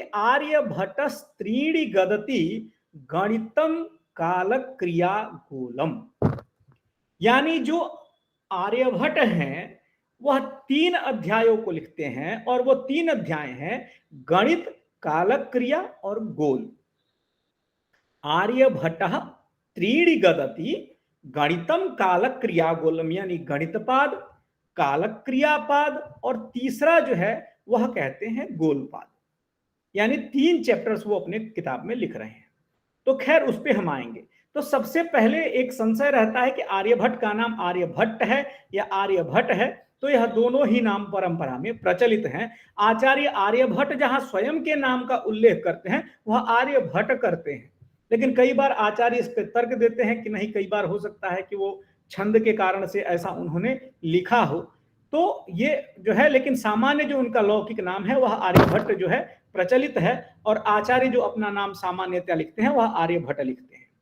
मैंने आपसे अभी थोड़ी देर पहले चर्चा की थी कि भारतीय जो हमारे यहाँ आचार्य परंपरा है, इस आचार्य परंपरा में जब आचार्य आर्यभट्ट आते हैं तो अपने जन्म स्थान का उल्लेख करते हैं। और कई बार क्या होता है कि जब आचार्य अपने ग्रंथ का गणितीय साक्ष्य देते हैं तो उन साक्ष्यों के आधार पे हम उनका स्थान चिन्हांकित करने का प्रयास करते हैं। लेकिन क्या होता है कई बार कि अगर व्यक्ति जो गणित के पुस्तक में अपना उदाहरण दे रहा हो तो क्या वह उदाहरण उसके स्थिति को दर्शा सकता है, इस पे भी कई विचार आए। तो आचार्य आर्यभट्ट यदि आप देखेंगे तो अपने स्थान के संबंध में जो उल्लेख करते हैं कि यहां आचार्य साफ साफ लिखते हैं कि कुसुमपुरे अभ्यर्चितम ज्ञानम, लिखते हैं कि भाई मैंने यहाँ जो है कुसुमपुर में मैं यहाँ कुसुमपुर में जो अभ्यर्चित ज्ञान है उसके लिए यहाँ आया हुआ हूं। अब जब कुसुमपुरे अभ्यर्चितम ज्ञानम में कुसुमपुर जो स्थान था, कई आचार्य कहते हैं कि भाई आचार्य आर्यभट्ट कुसुमपुर के थे, कई आचार्य जो है ऐसा कहते हैं कि नहीं, यह जो आर्यभट्ट थे वो कुसुमपुर में अध्ययन के लिए आए थे। तो खैर अध्ययन के लिए आए हो या वहां उनका जन्म हुआ हो, तात्पर्य इतना है कि आचार्य जो है आर्यभट्ट का संबंध कुसुमपुर से था। लेकिन अब एक समस्या यहां कहां पैदा हो जाती है कि अब वो कुसुमपुर कहां था, क्योंकि कोई भी व्यक्ति जब अपना जन्म स्थान लिख रहा है तो प्राचीन काल में पुस्तकों में अब अक्षांश तो आचार्यों ने लिखा नहीं। अब जब आचार्यों ने अक्षांश नहीं लिखा तो इसको लेकर के जो है एक विवाद जो है खड़ा हो जाता है कि भाई आचार्य आर्यभट्ट जिस कुसुमपुर को कह रहे हैं वह कुसुमपुर है कहां। कुछ आचार्य कहते हैं कि भाई साहब यह जो कुसुमपुर जो आर्यभट्ट जी बता रहे हैं वह वो जो है नर्मदा और गोदावरी के जो बीच का क्षेत्र है उसी के बीच में जो है अस्मक देश के रूप में उसको जानते हैं, और उसी में जो है आचार्य आर्यभट्ट का जन्म हुआ। यहां चलिए एक चर्चा ये आई कि अस्मका क्षेत्र में जो है इनका जन्म हुआ। फिर प्राचीन काल में पाटलिपुत्र, यानी जिसको हम आज पटना नगर के हिसाब से नाम से जानते हैं बिहार में, और ये बड़ा फेमस भी रहा एक लंबे समय तक जो है कि पाटलिपुत्र का ही नाम जो है कुसुमपुर था। तो उस पाटलिपुत्र में पहले आप जानते हैं कि प्राचीन काल में जो है बिहार में गणितज्ञ बहुत हुए, और ये बड़ा फेमस है बिहार में कि बच्चा अगर कुछ ना पढ़े लेकिन वह गणित जरूर पढ़ेगा। तो वहां की मिट्टी में, क्योंकि कई जगह क्या होता है कई विद्याएं वो परंपरा प्राप्त होती हैं, तो आचार्य आर्यभट्ट का कुछ लोगों ने जो है कहा कि नहीं, एक लंबी परंपरा चली, एक लंबी श्रृंखला चली जिसने ये बताया कि भाई पाटलिपुत्र का प्राचीन नाम कुसुमपुर था, इसलिए जो है आचार्य आर्यभट्ट जो है वह पाटलिपुत्र के थे। अब देखिए एक तीसरा मत आता है, जैसे जैसे रिसर्चेज हो रहे हैं, जैसे जैसे शोध हो रहे हैं, नए विचार आ रहे हैं, नए तर्क आ रहे हैं, फिर एक नई परंपरा आती है, एक नया विचार आता है। और वह विचार क्या आता है आप देखेंगे तो वो विचार है, यहाँ कहते हैं कि श्रवण बेलगोला एक स्थान है, आप जानते होंगे, जहाँ जैन धर्मावलंबी जो हमारे मित्र हैं, उन जैन धर्मावलंबी मित्रों का एक स्थान है जहाँ श्रवण बेलगोला, जहाँ वो तीर्थाटन करने जाते। तो क्या है, उस श्रवण बेलगोला के चारों तरफ जो है पत्थरों की कह सकते हैं अधिकता है, पत्थर वहां बहुतायत मात्रा में है, और पत्थरों को अस्मका भी कहा जाता है। तो कहते कि नहीं, ये जो अस्मका क्षेत्र जो नाम आया है, यह अस्मका क्षेत्र इसलिए आया कि जो वह श्रमण बेलगोला का जो स्थान है, उस श्रमण बेलगोला के चारों तरफ अस्मक यानी पत्थर थे, तो उसी के जो है आर्यभट्ट का जो है जन्म हुआ। अब एक ये नई परंपरा चली आई। फिर जो है कुछ ने कहा कि कुसुमपुर में एक प्रसिद्ध जैन विश्वविद्यालय रहा उस समय, और उस समय उन्होंने वहां अध्ययन किया, तो इसमें कई मतांतर आए, लेकिन सामान्य रूप से आप जानते हैं। और जब क्या होता है कि अगर आपको बहुत कुछ नहीं समझ में आएगा तो आप स्वयं के तथ्यों पे दिमाग से खोजिए कि वह आखिर स्थान कौन सा था, क्योंकि ये भी अभी एक रिसर्च जो है का विषय है, और इस पे बहुत सारे लोगों ने अपने अपने रिसर्च पेपर्स लिखे हैं। अब हम आगे चलते हैं। अब स्थिति आती है कि इनका जन्म कब हुआ। तो यहां जन्म के माने काल में किसी को कोई संशय नहीं है। वहां साफ साफ स्वयं आचार्य लिखते हैं कि षष्ट्यब्दानाम षष्टिर्यदा व्यतीतास्त्रयश्च युगपादाः त्रयधिक विंशतिरब्दाः तदेह मम जन्मनोतीतः। कहते हैं कि 60 वर्षों की जब 60 आवृत्ति बीत गई इस कलयुग में, तो उसके जो है क्रम में जब ऐसा हो रहा है कि जब तो उस समय जो है कहते हैं कि मैंने इसकी रचना की, आर्यभट्टियम की रचना की। आर्यभट्टियम की जब रचना आचार्य कर रहे हैं, तो वो कहते हैं कि उस समय जो है मेरी आयु 23 वर्ष थी। यानी जब वो आर्यभट्टियम को लिख रहे हैं तो इसके हिसाब से काल आ जाता लगभग 421 शक, और 421 में से जब 23 साल उनकी आयु घटा देते हैं तो लगभग 398 शक आचार्य आर्यभट्ट का काल ये आ जाता है। अब इस ग्रंथ में आपको जहां दिक्कत हो रही है और इस चैप्टर में जहां दिक्कत हो रहा है, मैं उसको समझता हूं और मैं उसको आज ही यहां पे निवृत्त करूंगा इस वाले चैप्टर में भी। तो क्या हो रहा है कंडीशन यहां कि आचार्य आर्यभट्ट के काल में कोई समस्या नहीं आई। आचार्य अब आता है कि भाई आचार्य आर्यभट्ट ने लिखा क्या, कौन से ग्रंथ का निर्माण किया। तो आचार्य आर्यभट्ट जो है आर्यभट्टियम नाम से ग्रंथ को अपने लिखते हैं, और यह आर्यभट्टियम ग्रंथ आप जानते हैं कि इस पे बहुत सारी अंग्रेजी कमेंट्रीज और बहुत सारी संस्कृत की कमेंट्रीज भी हैं। और जब किसी संस्कृत के आचार्य की लिखा हुआ कोई ग्रंथ हो और जब हम उसकी संस्कृत की कमेंट्री या हिंदी की कमेंट्री कुछ पढ़ते हैं तो मुझे लगता है कि वो ज्यादा उसके साथ न्याय हो पाता है। इस पे आर्यभट्टियम पे एक परमेश्वर जो है टीकाकार है, भट्ट परमेश्वर, उस भट्ट परमेश्वर की टीका यानी उनकी कमेंट्री बड़ी अच्छी है इस पे, उसको आप जरूर देखेंगे और उसको पढ़ेंगे। अब यहां बात आता है कि इस आर्यभट्टियम को मैंने कहा कि आचार्य जब आर्यभट्टियम की रचना कर रहे हैं, अब कब कर रहे हैं भाई, तो 421 शक में, और बताया कि षष्ट्यब्दानाम षष्टिर्यदा बतीता स्त्रियश्च युगपादाः और त्र्यधिक विंशतिरब्दाः। त्र्यधिक विंशति माने 3 अधिक 20, यानी 23 वर्ष के हैं जब वो आर्यभट्टियम को लिख रहे हैं। भाई इतना सोचिए, इतने कम उम्र का आचार्य और इतना प्रौढ़ ग्रंथ, इतना दुरूह ग्रंथ लिख रहा है जिस समय हम 23 वर्ष की उम्र में सामान्यतया जल्दी चीजों को समझते नहीं है, खगोलीय घटनाओं को। आचार्य तो क्या करते हैं, यहां लिखते हैं आर्यभट्टियम। अब आर्यभट्टियम में मैंने आपसे कहा कि उन्होंने 3 अध्याय लिखे, क्योंकि आचार्य स्वयं कहते हैं कि वहां के आर्यभट्ट त्रीणि गदति, गणितम कालक क्रिया गोलम, यानी सबसे पहला गणित पाद, दूसरा कालक क्रियापाद और तीसरा जो है वह है गोलपाद। जब गणित पाद, कालक क्रियापाद और गोलपाद को आचार्य लिखते हैं तो यहां स्थिति क्या होती है कि यहां गणित, कालक क्रिया और गोल के बाद से आप देखेंगे कि सबसे पहले आपके बुक में जिस चैप्टर का नाम आता है उसका नाम है गीतिका पाद। तो ये गीतिका का मतलब क्या आ गया भाई, तो गीतिका का तात्पर्य यहां है कि आचार्य ने जो है लिखते हैं कि जो हमारे पीछे के जो अध्याय है, जो आगे के अध्याय हैं, उनसे 10 श्लोकों को लेकर के और इस 10 गीतिका पाद का निर्माण आचार्य ने किया है। तो ये बाद में जब कंपोजिशन हो रहा है उस ग्रंथ का, तो उस समय जो है उसमें उन अध्यायों के जो खास करके परिभाषा से संबंधित हैं उनके जो है 10 श्लोकों को उठा करके और 10 गीतिका पाद का निर्धारण किया गया। अब इस ग्रंथ को पढ़ने से पहले आप जानते हैं कि जब हम किसी भी ग्रंथ को पढ़ना शुरू करते हैं तो उस ग्रंथ को पढ़ने से पहले कुछ प्री रिक्वायरमेंट्स होते हैं, कुछ माने पहले की आवश्यकताएं होती हैं जिन्हें हमें समझना जरूरी होता है।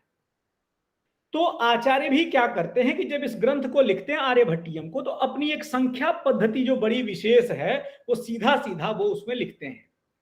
तो गीतिका पाद में आपको बताया था कि जनरली जब भारत में या फिर हमें जब ज्योतिष के ग्रंथों को समझना होगा या वैदिक मंत्रों के अर्थों की गणितीय प्रक्रिया को समझना होगा, तो इसके नंबर सिस्टम को हमें जरूर समझने की आवश्यकता है।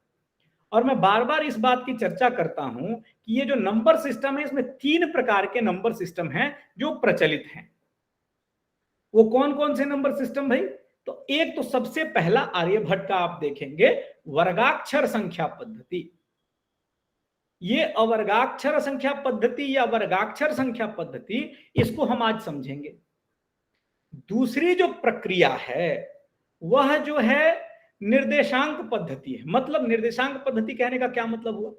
जैसे किसी ने कहा कि पर्वत, अब पर्वत शब्द से क्या कोई संख्या गृहीत हो सकती है या किसी संख्या का ज्ञान होगा? तो इसके लिए आपको पौराणिक जो है ज्योग्राफी पढ़नी होगी। आप जानते हैं कि पर्वत शब्द को संस्कृत में शैल कहते हैं। तो सप्त शैला ऐसा करके पौराणिक भूगोल में जो है आपको बाद के पुराणों में आया हुआ है कि 7 पर्वत थे। फिर कहते चतुः समुद्राः, अगर समुद्र लिखेगा तो संख्या कौन सी आएगी? 4। तो इस तरीके से निर्देशांक पद्धति है, मतलब एक किसी विशेष ओर इशारा करेंगे और वहां से एक जो है संख्या लेकर के आएंगे। तो इस पद्धति का प्रयोग आप सूर्य सिद्धांत आदि ग्रंथों में देख सकते हैं। इसी तरीके से अब मैंने आपसे कहा कि एक जो तीसरी संख्या पद्धति है, उस संख्या पद्धति का नाम कटपयादि संख्या पद्धति है। और इस कटपयादि संख्या पद्धति का प्रयोग मुझे लगता है कि ये 2 संख्या पद्धतियां ऐसी थी जिनका प्रयोग सबसे ज्यादा हुआ। अब कटपयादि संख्या पद्धति का प्रयोग कहां किया गया? तो आप देखेंगे बाद में बहुत सारे जो आपके यहाँ स्वर शास्त्र के ग्रंथ हैं, उन स्वर शास्त्र के ग्रंथों में कटपयादि संख्या पद्धति का प्रयोग किया गया। तो अब यहां आचार्य जिस संख्या पद्धति की बात करते हैं आर्यभट्ट, तो आर्यभट्ट की जो पद्धति आगे बढ़ी या आर्यभट्ट की परंपरा जो आगे बढ़ी, मैंने जिसकी चर्चा अभी पहले की थी कि 3 आचार्य ऐसे हुए एकदम कालक्रम में जिनकी 3 परंपराएं आगे निकली। तो जो सबसे पहले जो आर्यभट्ट की जो परंपरा आगे बढ़ी, इस परंपरा का नाम आर्य परंपरा हुआ। मुझे लगता है ये बात आपको समझ में आ गई होगी कि आर्यभट्ट ने जिस परंपरा को आगे बढ़ाया, उस परंपरा का नाम आर्य परंपरा हुई। अब हम आते हैं इनकी संख्या पद्धति पे, क्योंकि जब तक संख्या पद्धति नहीं आएगी तब तक मुझे जो है आर्यभट्टियम का जो है एक श्लोक समझ में नहीं आएगा। वो क्षुघ्री रवि भगणा ऐसा कर देंगे। अब क्षुघ्री शब्द से आप क्या समझ पाएंगे? एक सामान्य अर्थ में आप तत्काल सोच के देखिए कि क्षुघ्री माने क्या। अब घृ शब्द से कुछ घी जैसा दिमाग में आएगा, लेकिन बाकी तो क्षु से मुझे नहीं लगता है कि कुछ तात्पर्य आने वाला है। तो क्या है, जो आचार्य जिस तथ्य को जिस प्रकार से लिख रहा है उस प्रकार से हमें समझना होगा। तो खैर, अगर उस प्रकार से समझना होगा तो हम समझेंगे। तो अब कैसे समझेंगे? तो मैं उस श्लोक को ही आपके स्क्रीन पे खोलता हूं और एक उदाहरण आपके सामने बताता हूं।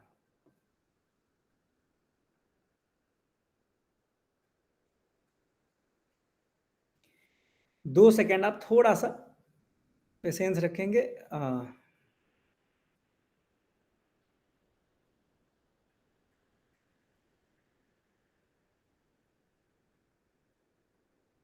और यहां से हम जो है आगे बढ़ते हैं अभी।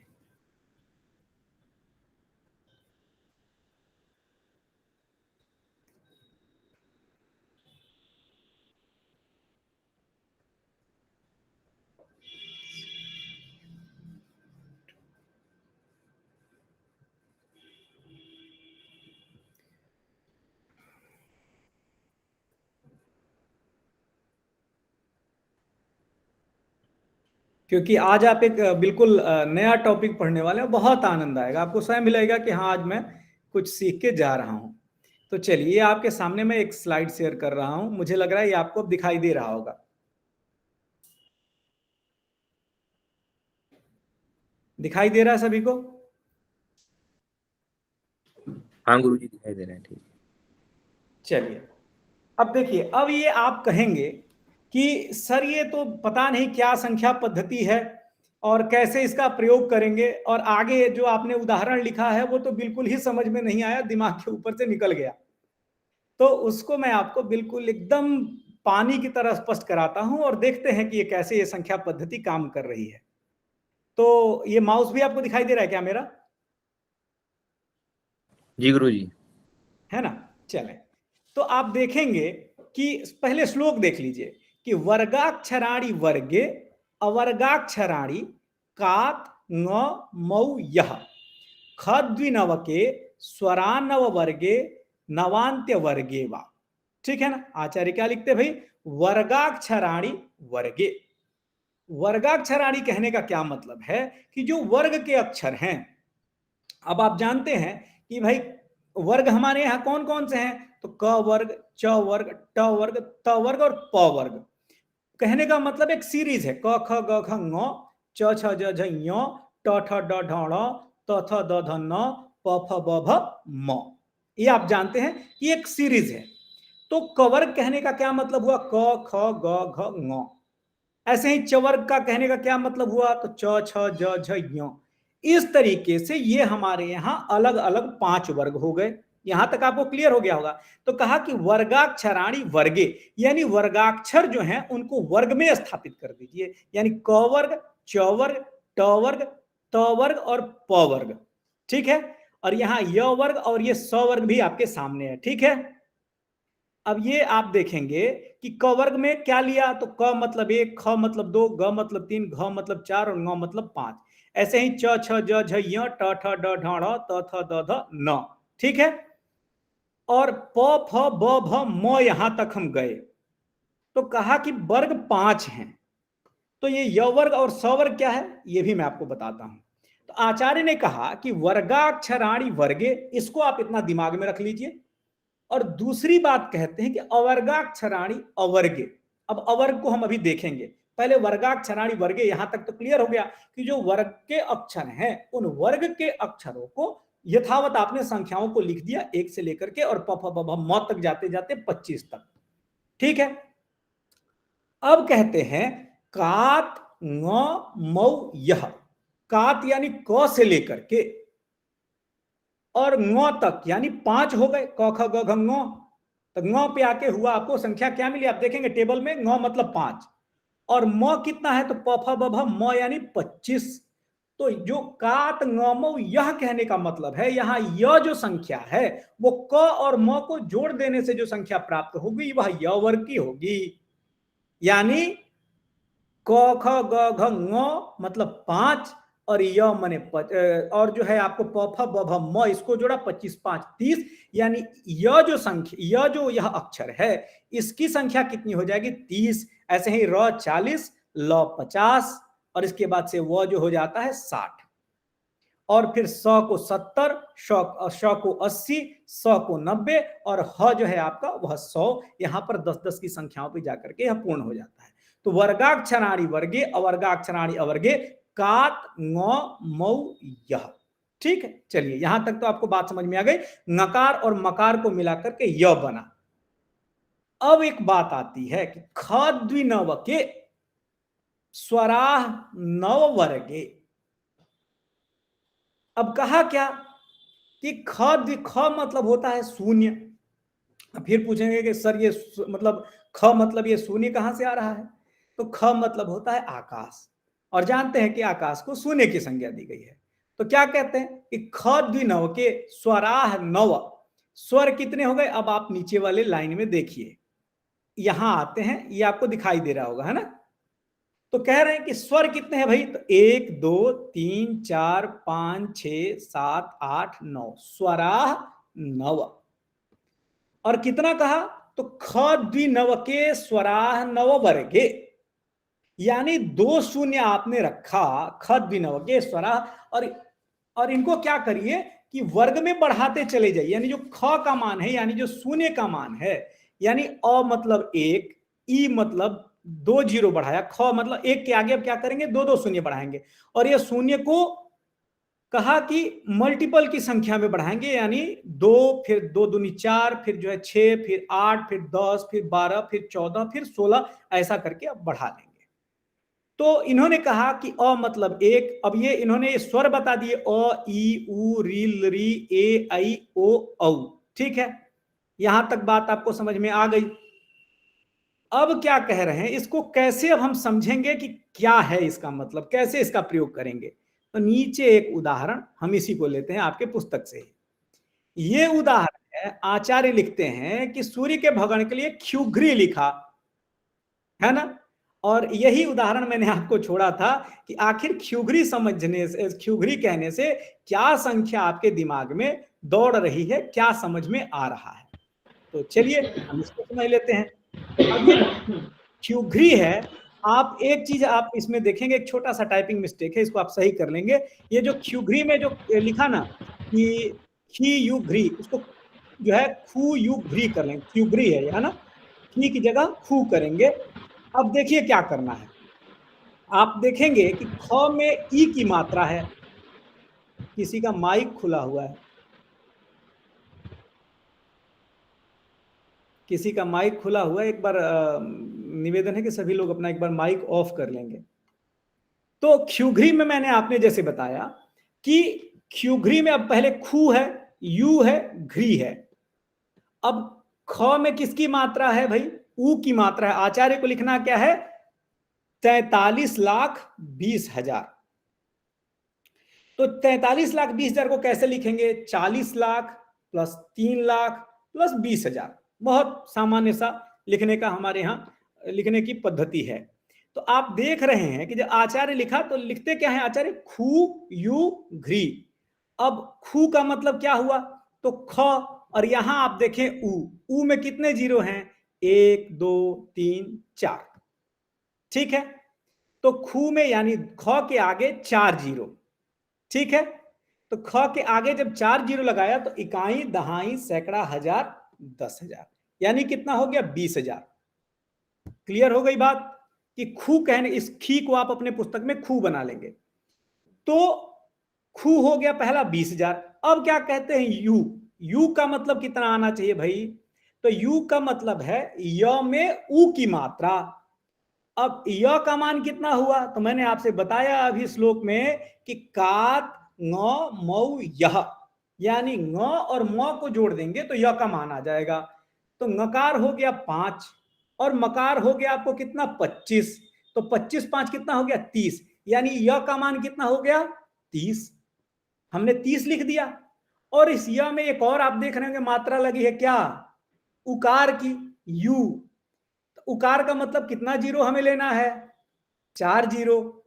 तो जब हम 4 जीरो लेंगे तो 30 के आगे जब हम 4 जीरो लगा देंगे तो कितना हो जाएगा, 3 लाख। क्लियर है, 30 और उसके आगे 4 जीरो, यानी इकाई, दहाई, सैकड़ा, हजार, 10,000, लाख, ठीक है।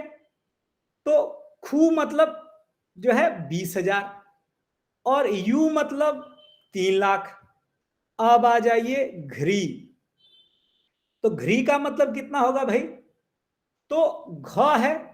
अब घ कितने नंबर पे है, तो क ख ग घ, घ मतलब 4 नंबर, ठीक है। तो हमने क्या रखा, घ के आगे 4, ठीक है। अब चलिए अपनी पुस्तक में एक बार एक चीज और देखिए कि इस री के लिए कौन सी जो है संख्या रखी गई है।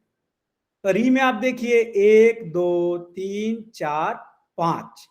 तो एक यहां मिस्टेक क्या है, आप देखेंगे कि एक जीरो आप री के आगे और बढ़ाएंगे क्योंकि यहां 5 ही जीरो दिया हुआ है, ये टोटल 6 जीरो होंगे, क्योंकि मैंने आपसे बताया है कि 2 2 के क्रम में आगे बढ़ेंगे, यानी 2 गोली, फिर उसके आगे 4 गोली, फिर उसके बाद गोली मतलब जीरो, यानी 2 जीरो, फिर 4 जीरो, फिर 6 जीरो, फिर 8 जीरो। तो आप अ ई उ री में जाते जाते कितने जीरो हो जाएंगे, 6 जीरो, यानी घ के आगे 6 जीरो रखिए। तो इकाई, दहाई, सैकड़ा, हजार, 10,000, लाख, 10 लाख हो गए टोटल ना। यानी ख हो जो घ जो वर्ण है, यह किस संख्या का द्योतक है, 4, और 4 के आगे हमने रखा 6 जीरो, टोटल संख्याएं हो गई 7। तो इकाई, दहाई, सैकड़ा, हजार, 10,000, लाख और 10 लाख। ठीक है, यानी 40 लाख, 3 लाख प्लस 20,000 कितना हो गया? 43,20,000। क्लियर है? तो ख्युगरी, अब आप, मुझे लगता है कि अगर ख्युगरी सुनेंगे तब आपको समस्या नहीं होगी कि आखिर ये ख्युगरी है क्या। अच्छा, एक चलिए इस ख्युगरी के बाद मैं आपको एक छोटा सा इसी चैप्टर में, खैर यहाँ उदाहरण में तो नहीं दिया है, लेकिन मैं इसको दिखाता हूं। यहाँ आचार्य जब ज्या के मान को बताते हैं, ये आप देखेंगे, एक दो उदाहरण यहाँ देखिए। यहाँ जब वो बताते हैं कि अलग अलग जो है ज्या के मान कितने होंगे, साइन की वैल्यूज कितनी होंगी, सबसे छोटी जो ज्या है उसका मान कितना होगा, तो उसके लिए कह देते हैं मखी। ठीक है, अब मक्खी कह देने से अब तक तो आप इसको मक्खी समझ रहे होंगे। ये मैं ऐसा परिहास कर रहा हूं क्योंकि पढ़ाई को बहुत कठिन लेके नहीं चलना चाहिए। ये आचार्य बड़ा आनंद में लिखते हैं। उन्होंने कहा मक्खी, भखी, फखी। अब 225, 224, 200, देखिए 22 अगर लिखना होता कितना टेढ़ा होता, लेकिन आचार्य ने कहा था कि भाई मैं इसको बड़ा संक्षेप में लिखूंगा। अब ये आचार्य तो संक्षेप में लिखे, लेकिन जो पढ़ने वाले विद्यार्थी थे उनके लिए बड़ा क्लेश हो गया। अब मक्खी का मतलब क्या समझें, तो आप जानते हैं कि म का मतलब कितना हुआ, प फ ब भ म मतलब 25। ठीक है, म का मतलब 25। और इसके बाद से है खी, तो ख में ई की मात्रा, ई में कितने थे, 2 जीरो। भाई जाहिर सी बात है ई में 2 जीरो है, तो ख हो गया 2 और उसमें ई के चलते 2 जीरो। तो अंका नाम वाम तो गति म खी, तो पहले लिखा 25 और 200 कितने हो गए, 225। ऐसा ही लिखा भखी। ठीक है ना। तो इस तरीके से मखी, फखी, भखी ऐसे संख्याओं को आचार्यों ने लिखा है, और ये इनकी एक संख्या पद्धति बड़ी विशेष है। खैर, तो अब हम आते हैं कि आचार्य आर्यभट्ट की ये संख्या पद्धति थी, और 10 गीतिका पाद में उन्होंने फिर वहां युग रवि भगणा ख्युगरी बताया भी आपको कि इसके माध्यम से वो क्या करते हैं कि एक महायुग में सूर्य के भगण इत्यादि को बताते हैं, मतलब जो है नवग्रह के भगणों को बताते हैं। भगण का मतलब भी आपको बता दिया था कि जब कोई भी ग्रह अपनी कक्षा में जब एक बार घूमता है तो उसको एक भगण, 2 बार घुमा तो 2 भगण, तो एक महायुग में कितनी बार घुमा है तो उसके कितने भगण हुए, ये सिंपल सी बात होती है। ठीक है, अब आगे चलते हैं। इसी प्रकार से जब वो आचार्य गणित में जाते हैं, जब गणित पाद लिखते हैं, गणित पाद मतलब जो है ग्रंथ का चतुर्थांश, पाद मतलब चतुर्थांश, यानी उन अध्याय को पाद के नाम से लिख रहा है। तो गणित पाद में उन्होंने गणित के बहुत सारे सूत्रों को, यानी ज्यामिति से संबंधित सूत्रों को लिखा। और आपको मालूम है कि भारत में जो 2 विद्याएं थी ना, ये प्राचीन काल से जिन्होंने 3 विद्याओं ने, वैसे तो कहने के लिए समस्त जो है भारतीय वांग्मय ही विश्व के लिए आकर्षण का केंद्र रहा, लेकिन यह हमें कहते में बिल्कुल संशय नहीं होता है और गर्व की अनुभूति होती है कि अगर पूरे विश्व ने गणित को सीखा है तो भारत से सीखा है। अगर यूरोपियन मैथमेटिशियन कहते हैं कि हाँ हमने गणित को अगर जो है आपको अरेबिक कंट्री से सीखा है, तो अरेबिक कंट्री जो सहर स्वीकार करते हैं कि जिस अरेबिक नंबर सिस्टम को हम कहते हैं वो हमने भारत से सीखा है। तो भारत की जो विद्याएं हैं प्राचीन, उसमें गणित का और खगोल का कोई जोर नहीं था प्राचीन काल से ही। और आप देखेंगे ये दोनों विद्याएं खूब फली फूली हैं भारत में, और आचार्यों ने खूब इस पे चिंतन किया, खूब मनन किया, खूब आगे बढ़े। इवन आप जब देखेंगे सुलभ सूत्रों को आप देखिए, तो मैंने आपसे कहा था कि दीर्घाक्षण्या रज्जु पार्श्वं मानी तिर्यंग मानी च यद्यत पृथक भूते कुरुतस् तदुभयम करोति, ये वहां सूत्र है, और जिसको हम आज पाइथागोरस प्रमेय के नाम से जानते हैं, वो वहां जो है आचार्य सबसे पहले जो है सुलभ सूत्र में लिखते हैं। तो इस प्रकार से अनेक सूत्र हैं जो आचार्य, क्योंकि ये विलास था, मैंने आपसे कहा जब आचार्य भास्कर आचार्य गणित लिखते हैं तो क्या लिखते हैं, लिखते हैं अस्ति त्रैराशिकम पाटी। भाई साहब ये जो अंक गणित में लिख रहा हूं यह क्या है, टोटल बोलते हैं। अगर आपको रूल ऑफ 3 आता है, त्रैराशिक आता है, तो मान लो आपको अंक गणित आता है, और कहते हैं कि फिर बीज गणित क्या है, तो बीज गणित आप लिखते हैं कि बोले बीज गणित कोई बहुत बड़ी समस्या नहीं है, बीजम च विमला मति है। अगर आपकी मति विमल है, निर्मल है, बुद्धि में कलेश नहीं है, तो आप बीज गणित यूं लगा लोगे, बीजम च विमला मति। तो कहते हैं कि फिर लिख क्यों रहते हैं, तो कहते हैं किम ज्ञातम सुबुद्धि नाम, अगर अच्छे बुद्धि वाले हैं उनके लिए अज्ञात क्या है, तो कहते फिर लिखे क्यों भाई साहब, तो कहते अतो मंदाथ उच्चते, भले कि जो थोड़ा धीमे समझने वाले लोग हैं, मैं उनके लिए लिख रहा हूं। तो भारत में प्राचीन काल से ही यह जो गणित रहा वो विलास का विषय रहा। आचार्य धूलीकर्म कह रहे हैं इसको, भैया धूल पे लिखो, मिटा दो, बना दो, खत्म करो। तो आचार्य आर्यभट्ट जो गणितपाद लिखते हैं, तो गणितपाद में वो जो है गणित के विविध सूत्रों को लिखते हैं और खास करके उसमें वो ज्यामिति को बताते हैं। फिर इसी तरीके से एक जो दूसरा अध्याय आचार्य बता रहे हैं, तीसरा अध्याय जिसको हम कह रहे हैं, और उनकी आचार्य की गणना में वह जो है दूसरा अध्याय है जो कि कालक क्रियापाद है। और कालक क्रियापाद कहने का मतलब ही है कि यहाँ काल से संबंधित अवयवों को आचार्य स्पष्ट कर देते हैं। काल से संबंधित अवयव कहने का मतलब है कि वही जैसे मैंने आपसे कहा कि 12 मास, महीने, दिन, अयन, ऋतु इत्यादि के बारे में वो यहां बताते हैं। अब एक शंका होती है, और शंका मैं आपके लिए ही छोड़ता हूं कि एक बार आप आर्यभट्टियम पढ़िएगा, और आर्यभट्टियम पढ़ के आप जरूर कल की कक्षा में मैं पूछूंगा कि आचार्य आर्यभट्ट, वो आपके पुस्तक में भी ये चर्चा आई है कि आचार्य आर्यभट्ट का जो युग सिद्धांत है वह कैसा है, वो किस प्रकार से युगों का विभाजन करते हैं। मैंने आपसे कहा था कि इसके पहले जब हम लोगों ने चर्चा की तो आपसे बताया था कि पंच संवत्सरमयम युगाध्यक्षम प्रजापतिम कह के वहां पंच संवत्सरात्मक युग की चर्चा है। आचार्य आर्यभट्ट जब सूर्य के भगड़ को 43,20,000 ले रहे हैं तो वह 43,20,000 जो है महायुग का मान मानते हैं, ये बात एकदम क्लियर है। लेकिन अब उसके अंदर का जो सब डिवीजन है, त्रेता, द्वापर, कलयुग, सतयुग इत्यादि का विभाजन वो किस प्रकार से मानते हैं, तो ये आपका जो है होमवर्क है, उसको जरूर आप जो है सभी लोग कल की कक्षा में मैं एक बार देखूंगा कि कौन कौन इसको बता रहा है और कितने ध्यान से आप अपने ग्रंथ को पढ़ते हैं। खैर, तो इसके बाद आपको बताया कि आचार्य आर्यभट्ट ने फिर जो है वहां आकर के ग्रह की कक्षाओं को बताया है कि जो है कैसे हमारी पृथ्वी यानी जियोसेंट्रिक जो आपके प्लेनेटरी पोजीशन की चर्चा है, भूकेंद्रिक ग्रह कक्षा पद्धति, भूकेंद्रिकी ग्रह जो सिस्टम है उसको उन्होंने बताया।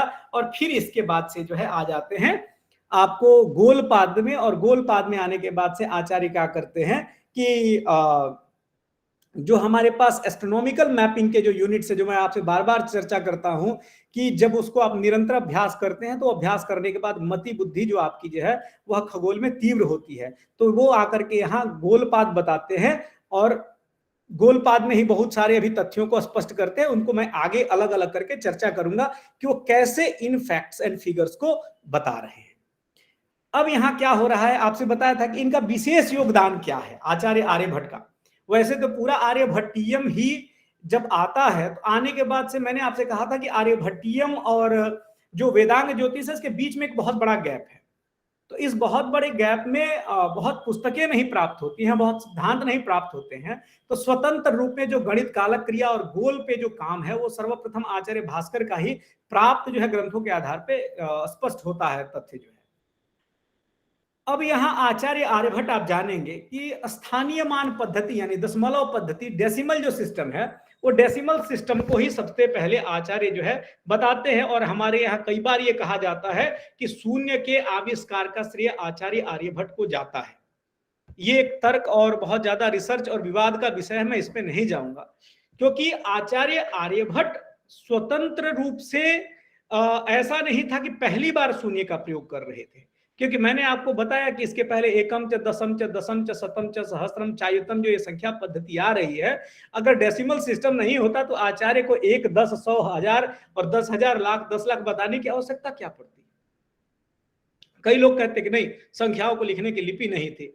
तो बहुत सारी चर्चाएं हैं, इस पे मैं न जाते हुए सीधा आता हूं कि जो एक सर्वमान्य हमारी जो जानकारी है, आचार्य आर्यभट्ट को शून्य के आविष्कारक के रूप में और संख्या मान माने क्या बोलते हैं उसको, स्थानीय मान पद्धति का इनको आविष्कारक कहा गया, कि जो कि एकम च, दशम च, सहस्त्रम च ये करके इन्होंने यहाँ अपने आर्यभट्टीय में बताया हुआ है। दूसरी बात, आचार्य की जो ज्या सारणी है यानी त्रिकोणमिति भी इन्होंने यहाँ पे बहुत ही स्पष्ट रूप से बताया। और मैंने आपको मखी, भकी, फकी इत्यादि के माध्यम से जो आपको बताया कि जो अलग अलग वैल्यूज आ रही हैं, वो क्या हैं। इस जैसे आपसे मैंने कहा कि फखी जो भखी इन्होंने कहा कि मक्खी के बाद से दूसरी इन्होंने संख्या भखी बताई है। तो आप जानते हैं कि प फ ब भ म अगर 25 पे है तो भ 24 पे है, यानी भ का मतलब 24 और खी का मतलब 200, यानी 224 ये संख्या का मान आ जाता है। तो इस प्रकार से सबसे पहली बार पूरी ज्या सारणी आचार्य आर्यभट्ट बताते हैं। आप कहेंगे कि अच्छा इसमें क्या अलग है भाई, उन्होंने ज्या सारणी बता दी। तो एक छोटा सा उदाहरण देते हुए, क्योंकि नहीं तो ऐसा होगा कि मैं घंटों पढ़ाता रहूंगा और ये चैप्टर समाप्त नहीं होगा। तो मैं आपको बताऊं कि ये संख्या पर इस जो ज्या सारणी की क्या उपयोगिता रही, इसके लिए सबसे अच्छा एक उदाहरण मैं आपको देता हूं कि कई बार हम लोग पृथ्वी के आकार को लेकर के शुरू से ही बड़ी इस पे चर्चाएं थी। कुछ लोग कहते थे गोल है पृथ्वी, कुछ लोग कहते थे हमारी पृथ्वी चपटी है। कई इस पे बार बार चर्चाएं आ रही हैं। तो गोल है, चपटी है। अब आप जानते हैं कि कई बार आप भी अपनी मति से सोचते होंगे कि भाई पृथ्वी गोल क्यों नहीं दिखाई, चपटी क्यों दिखाई देती है, गोल क्यों नहीं दिखाई देती है। तो फिर हमारे क्लास टीचर्स या हमारे गुरुजी लोग हम लोग को बताते थे कि नहीं भाई साहब ये बहुत बड़ी है, इसलिए हमको एक बराबर दिखाई देती है ना। यही उत्तर हमें मिलता था। इस उत्तर को हमारे आचार्यों ने और स्पष्ट किया, कहा कितनी गोल है भाई, क्या पूरी 360 डिग्री गोल है? एकदम बिल्कुल ऐसे। आपने अभी कुछ दिन पढ़ा होगा कि पृथ्वी के गोलत्व के लिए एक नया नाम उसको दिया गया कि भाई ये जियोड टाइप की गोल है। तो अलग अलग तरीके से कुछ दिन पहले तो हम जानते रहे कि ये नारंगी की तरह से गोल है, यानी पूरी गोल है और दोनों साइड से जो है अपने ध्रुवों पे चपटी है। तो कुछ दिन नारंगी, कुछ दिन संतरा, कुछ दिन मौसमी, जानते जानते अब हम लोग जो है जियोड टाइप पे है। लेकिन आप जानते हैं कि कोई भी खगोलीय पिंड है उसका आकार प्रकार हमेशा एक जैसा नहीं होता। हमारे पृथ्वी पे जो स्थान है या जो आकृतियां हैं, जो स्थलाकृतियां हैं, वो भी एक समान नहीं रहती। तो जब वो एक समान नहीं होंगी, जब उनके स्थानों में परिवर्तन होगा। आप जानते हैं कि जहां आज हिमालय है वहां कभी सागर था, जहां सागर है कभी वहां पर्वत था, जहां आज जो है एक बार कई बार ऐसा पुराणों में ऐसी चर्चा आती है कि जहां आज हमारे यहाँ गुरुजी कहा करते थे प्रोफेसर सच्चिदानंद मिश्र जी कि जो अजमेर आज जगह है वह किसी समय में अजय मेरू हुआ करता था। तो इस प्रकार से बहुत सारे भौगोलिक परिवर्तन होते हैं और आकार प्रकार में परिवर्तन होता है। लेकिन फिर आप कहेंगे कि गुरुजी आपने तो बताया कि पृथ्वी के गोलत्व वाली बात आपने स्पष्ट नहीं की, तो वो मैं क्लियर करता हूं कि पृथ्वी गोल है और चपटी दिखाई देती है। इसके पीछे कारण आचार्य सीधा स्पष्ट करते हैं कि वृत्तस्य षड्नवत्यंशो दंडवत परिदृश्यते, कि किसी भी वृत्त को, किसी भी गोले को जब 96 टुकड़े में आप तोड़ देंगे तो जो 96वां टुकड़ा होगा वहां ज्या और चाप में, माने स्ट्रेट लाइन और आर्क में, मतलब डिफाइन करना यह मुश्किल हो जाएगा कि ये आर्क है कि स्ट्रेट लाइन है। तो हमारी आंख जो है ना उस पृथ्वी के 96वें भाग से कम हिस्से को देख पाती है, इसलिए हमारी पृथ्वी हमें कैसी दिखाई देती है, स्ट्रेट लाइन जैसी दिखाई देती है। क्योंकि 96वां भाग से जो कम का हिस्सा होगा वहां ज्या और चाप में क्या होगा, अभेद हो जाएगा। इसीलिए पहले जो ज्या का मान आ रहा है, यानी जो आप मखी पढ़ रहे हैं 225 कला, तो जब हम 360 डिग्री को जब 96 भाग में तोड़ेंगे ना तो ये 3 डिग्री 45 मिनट ही आपको मिलेगा। इसीलिए ज्या का सबसे जो छोटा मान आचार्य ने बताया वो 3 डिग्री 45 मिनट बताया। तो ये इनका आचार्य का एक बहुत बड़ा योगदान था जो ये बताते हैं। फिर इसके बाद से आता है आर्यभट्ट का भूभ्रमण सिद्धांत। हम सभी अपने घर में पढ़ते पढ़ाते भी हैं, अपने बच्चों को भी बताते हैं कि आर्यभट्ट ने सबसे पहला बताया कि भाई साहब हमारी पृथ्वी जो है वह चलायमान है, वह निरंतर चलती रहती है। तो उसको आचार्य उदाहरण से स्पष्ट करते हैं कि अनुलोम गतिर्नौस्था पश्यत्य चलम विलोम गम्यद्वत् अचलानि भानि तद्वत् समपश्चिमगानि लंकायाम। जैसे नौका में बैठा हुआ कोई व्यक्ति जो है किनारों को अपने पीछे जाता हुआ देखता है, वैसे ही इस घूमती हुई पृथ्वी पर बैठा हुआ व्यक्ति इस पूरे भचक्र को पश्चिम दिशा में जाते हुए देखता है। सीधा अचलानि भानि, यानी ये जो नक्षत्र हैं एक्चुअल में, भाई जाहिर सी बात है शास्त्र का मत था कि नक्षरतीति नक्षत्रम, जिनमें गति नहीं है, शून्य समान गति है, उनका नाम नक्षत्र है। तो फिर कैसे घूम जाएगा? तो जाहिर सी बात थी कि कई पर्सपेक्टिव में गणित को किस मैंने अलग अलग विधियों से, कई प्रक्रियाओं से गुजरना पड़ता है, देखना पड़ता है ग्रह स्पष्टीकरण की प्रक्रिया में। तो आचार्य ने कहा यहाँ पे, आर्यभट्ट जी ने जो है इसको एकदम स्पष्ट किया कि भाई यह जो हमारी पृथ्वी है यह चलायमान है, जिसके चलते हमारे ऊपर के जो नक्षत्र मंडल है वो पश्चिम दिशा की तरफ दिखाई जाते हुए दिखाई देते हैं। तो इस प्रकार से इन्होंने जो है आचार्य आर्यभट्ट ने भूभ्रमण के सिद्धांत को बताया। फिर इसी तरीके से पाई के मान को बताया था आपसे कि दशमलव के बाद 4 डिजिट तक ले आकर के एकदम उसको स्पष्ट किया।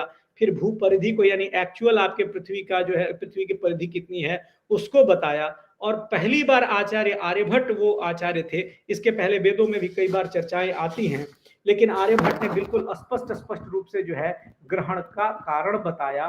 कहा कि जब सूर्य ग्रहण की स्थिति होती है वैसी स्थिति में सूर्य और जो है पृथ्वी के बीच में चंद्रमा के आ जाने के कारण से सूर्य जो है दृष्टिगोचर नहीं हो पाता है, जिसके चलते हम सूर्य ग्रहण ऐसा व्यवहार करते हैं। तो आज हम जो है यहाँ पे 2 चैप्टर्स हमारे कंप्लीट होते हैं, यानी 2 इकाइयां पूर्ण होती हैं। हमने आज संकल्पना रखी थी कि लगभग 4, 4.5, 5 इकाइयां हम आज चलेंगे, लेकिन मैं इसको अगली कक्षा में धीरे धीरे, क्योंकि आज पहली कक्षा थी और तथ्यों को हम जितना साफ करते चलेंगे हमें चीजें उतनी अच्छे से समझ में आएंगी। अब यह जो है मैं आप सभी से बिल्कुल कहूंगा कि एक बार आप जरूर इस चैप्टर को एक बार फिर से पढ़ेंगे। मेरे पढ़ाने के बाद कई बार क्या होता है कि अब हमारे पास दिमाग में कई छोटे छोटे ऐसे घात बन गए होते हैं, जब हम उन चीजों को पीसना शुरू करते हैं और समझना आना शुरू होता है। तो आप जरूर एक बार पढ़ेंगे और फिर उसके बाद भी हम चर्चा करेंगे। अगर अभी भी कोई ऐसा तथ्य रह गया हो तो फिर उस पर हम चर्चा अभी आप सभी के साथ करते हैं। एक एक करके आप अपने प्रश्न जो है रखेंगे। जी